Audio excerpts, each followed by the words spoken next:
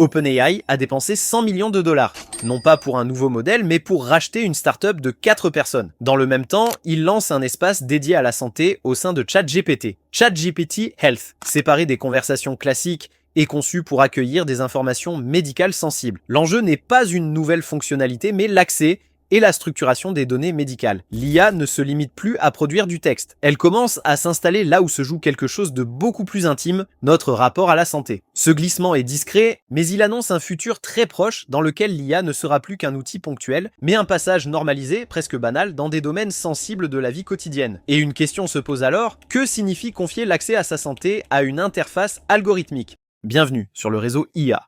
ChatGPT Health n'est pas intéressant parce que l'intelligence artificielle arrive en médecine. Ça, c'est déjà le cas depuis des années. Ce qui est nouveau, c'est l'endroit où OpenAI place l'IA. Pas dans un outil réservé aux professionnels, ni dans un logiciel hospitalier, mais dans l'interface grand public que des millions de personnes utilisent déjà au quotidien. En créant un espace de santé séparé à l'intérieur de ChatGPT, OpenAI ne lance pas simplement une fonctionnalité de plus. Il crée un point d'entrée dédié à l'information médicale personnelle. Concrètement, cet espace est isolé des conversations classiques avec des règles de protection spécifiques pour les données sensibles. L'outil peut se connecter à des dossiers médicaux, mais aussi à des applications de bien-être comme Apple Health, Peloton ou MyFitnessPal, ainsi qu'à de grands fournisseurs de services de santé aux États-Unis. Il sert à relire des résultats d'examen, à préparer des consultations médicales et à se repérer dans un système de santé fragmenté. Demander ce que signifient les derniers résultats de prise de sang et obtenir une réponse qui s'appuie sur les résultats spécifiques de la personne, sur son historique, qui est formulé dans un langage accessible, plutôt que sous la forme d'un jargon médical.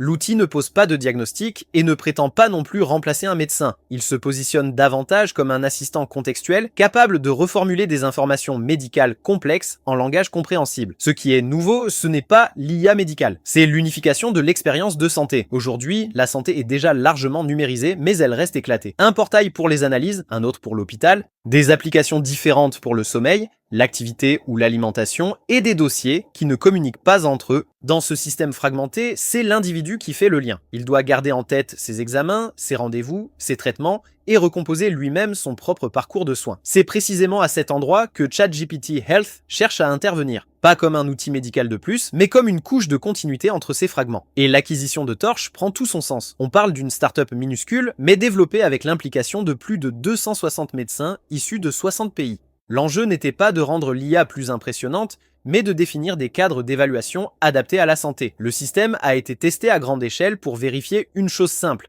savoir quand orienter vers un professionnel de santé plutôt que produire une réponse inappropriée. Et dans les discours qui accompagnent ces outils, on voit se dessiner une trajectoire. Des systèmes capables, à moyen terme, de détecter des problèmes avant l'apparition de symptômes, de proposer des recommandations plus personnalisées et de coordonner les soins entre différents acteurs. OpenAI n'a pas racheté une startup pour faire mieux que les autres. Il a racheté une brique d'infrastructure. Ce que ChatGPT Health change réellement, ce n'est pas l'apparition d'une IA médicale spectaculaire, mais l'installation progressive d'une interface unifiée entre l'utilisateur et son propre parcours de santé. Une médecine plus lisible, plus continue, plus compréhensible. Comprendre si une variation est anodine ou si elle s'inscrit dans une tendance. Arriver en consultation avec une vue d'ensemble plutôt qu'avec des souvenirs partiels. Dans la réalité, c'est souvent le patient qui doit faire le lien entre des infos dispersées. Il doit se souvenir, résumer, reformuler. L'IA promet ici une chose simple. Non pas décider à la place du médecin, mais offrir au patient une mémoire plus claire de sa propre trajectoire de santé. Aujourd'hui, beaucoup de personnes utilisent déjà des outils d'IA pour comprendre ce que disent des comptes rendus médicaux ou pour reformuler des informations complexes dans un langage plus clair. Ce n'est pas une projection, c'est déjà en train de se produire. Souvent de manière informelle, en dehors de cadres médicaux officiels. À partir du moment où une interface devient un réflexe pour comprendre une information médicale, elle commence à jouer un rôle réel dans le parcours de soins.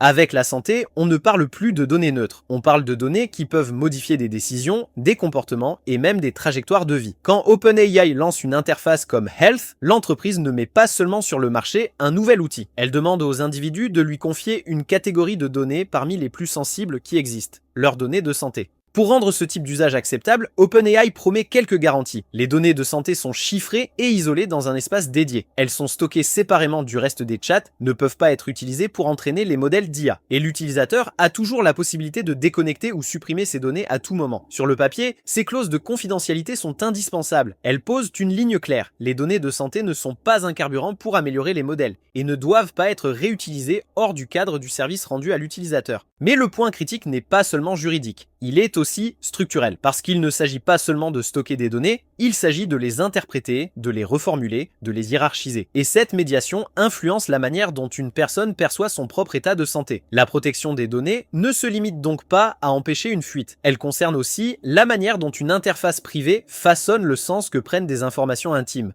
À l'heure actuelle, les fonctionnalités de santé de ChatGPT sont disponibles aux États-Unis, mais pas en Europe. Et ce n'est pas juste une question de zone géographique, c'est beaucoup plus révélateur. En Europe, le cadre de protection des données est beaucoup plus strict, surtout quand il s'agit de données sensibles comme la santé. Et ça traduit quelque chose d'important. La question de la confiance ne se joue pas seulement sur des promesses techniques. Elle se joue sur la capacité d'un système à s'inscrire dans des cadres juridiques exigeants, avec des modèles économiques et des architectures techniques compatibles. Si ces outils arrivent plus lentement en Europe, ce n'est pas parce que la technologie n'est pas prête, mais simplement parce que le niveau d'exigence sur la protection de l'intimité des données de santé est bien plus élevé. Malgré les promesses d'OpenAI quant à la protection des données, il n'y a pas besoin de scénario catastrophe pour parler de dérive. Les risques apparaissent souvent dans des usages banals, quotidiens et bien intentionnés. En premier lieu, la centralisation. Quand une même interface devient le point de passage pour comprendre, organiser et interpréter des informations de santé, elle concentre mécaniquement une quantité de données et de confiance sans précédent. Or, la question se pose, est-ce prudent de confier des informations aussi personnelles à une IA ?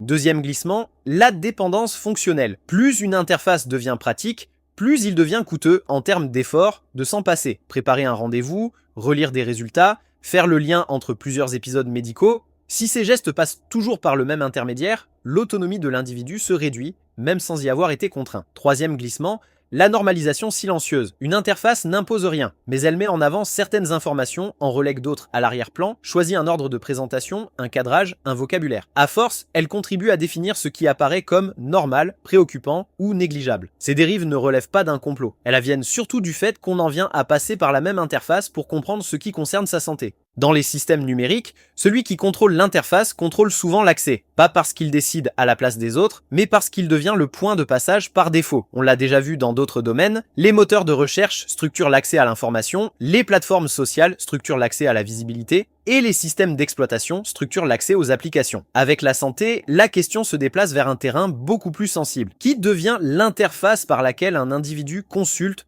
comprend et organise son information médicale, qui structure l'expérience quotidienne de la santé numérique et qui définit les cadres de lecture par défaut de ce qui est normal, inquiétant ou à surveiller. Ce n'est pas un enjeu de performance technique, c'est un enjeu d'architecture des usages. Celui qui devient l'interface standard ne décide pas directement à la place des médecins, mais il structure la manière dont l'information est présentée, mise en avant et comprise. Et dans un domaine aussi sensible que la santé, cette position intermédiaire pèse lourd dans l'équilibre entre individus, soignants et acteurs technologiques. ChatGPT Health ne transforme pas encore la médecine. Il transforme la manière dont l'individu se représente sa santé et à qui il confie l'interprétation de son propre corps. Ce déplacement est discret, mais il modifie en profondeur la place qu'occupent les interfaces d'IA dans des domaines sensibles. On ne parle plus seulement d'outils qui produisent du texte, on parle de systèmes qui deviennent des points de passage dans la relation entre l'individu et son propre vécu biologique. Merci d'avoir regardé cette vidéo, je vous invite à me laisser vos avis dans les commentaires et on se dit à très vite sur le réseau IA. Ciao!